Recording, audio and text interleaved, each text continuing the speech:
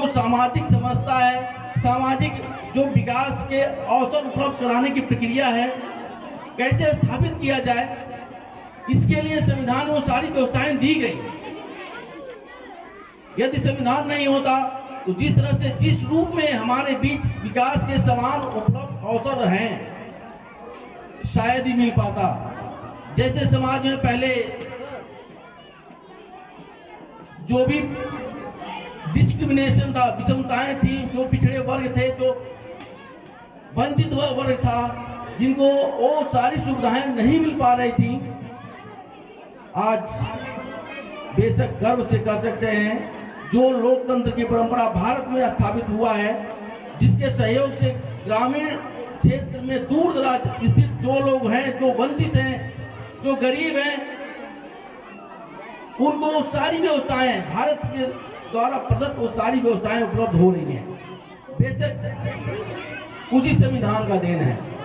यदि संविधान नहीं होता तो आज हम उसी रूप में रहते जैसे 100 वर्ष पहले स्थापित था। समाज में डिस्क्रिमिनेशन, विभेदीकरण जिस तरह चल रहा था, वो आज उचित रूप में होता।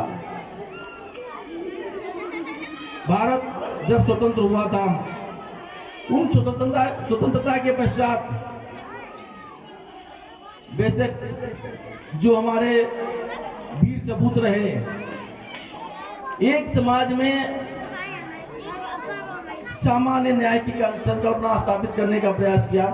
समाज में एक ऐसी व्यवस्था स्थापित करने के लिए उन्होंने अपने प्राणों की आहुति दी जो समाज के सभी वर्गों को समान अवसर उपलब्ध करा सके, और उसी का देन है आज, चाहे वो विज्ञान का क्षेत्र हो, चाहे वो कृषि का क्षेत्र हो, चाहे वैज्ञानिक हो, हर क्षेत्र में भारत विश्व मंच पे अपने नए रूप में आ गया है, एक महाशक्ति के रूप में उभर रहा है। और हमारे जो यशस्वी प्रधानमंत्री जी ने घोषणा किया है, भारत 2047 तक पूर्ण रूप से विकसित राष्ट्र बनने का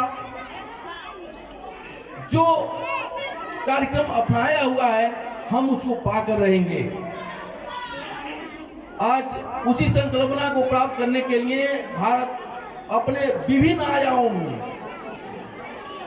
धार्मिक रूप से भी बहुत सारे ऐसे समाज से जुड़े हुए एक्टिविटीज हैं, उनको भी सरकार जीर्णोद्धार करा रही है, उसमें भी विकास करा रही है। वैज्ञानिक रूप से वही हम देखें तो बेशक हम चांद पे पहुंच चुके हैं। जो आज 20 साल पहले, 25 साल पहले भारत को कोई पहचानने वाला नहीं था, आज पूरे विश्व में भारत के प्रधानमंत्री को, राष्ट्रपति को बड़े सम्मान की दृष्टि से भारत राष्ट्र के जो व्यवस्था है उसको बड़े सम्मान के दृष्टि से लोग देख रहे हैं। आज बेशक विश्व मंच में हमारी स्थिति बड़ी मजबूत हुई है।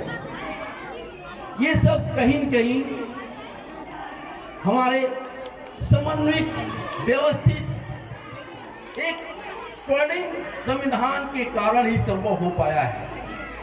वो संविधान जो 1950 को लागू किया गया था, हमारे जो औपनिवेशिक भेड़ियों के रूप में हमारे बीच स्थित बहुत सारी यातनाएं थी, यंत्रणाएं थी, उनको दूर करने के लिए संविधान स्थापित किया गया था।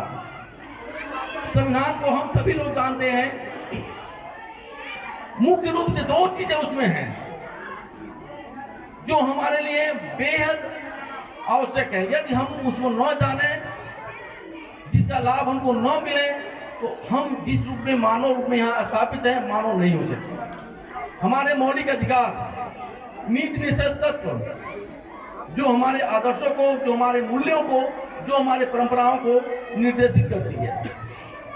मौलिक अधिकार के कारण आज हम सभी जानते हैं, ग्रामीण क्षेत्र से जुड़े होने के नाते सभी लोग, चाहे वो धन जन योजना हो, चाहे सभी लोगों को जिस तरह से अनाज ग्रामीण क्षेत्रों में मिल रहा है, चाहे वो स्वास्थ्य के संदर्भ में जो व्यवस्थाएं मिल रही हैं, चाहे शिक्षा मिल रहा है, हमारे उन्हीं मौलिक अधिकारों का देन है।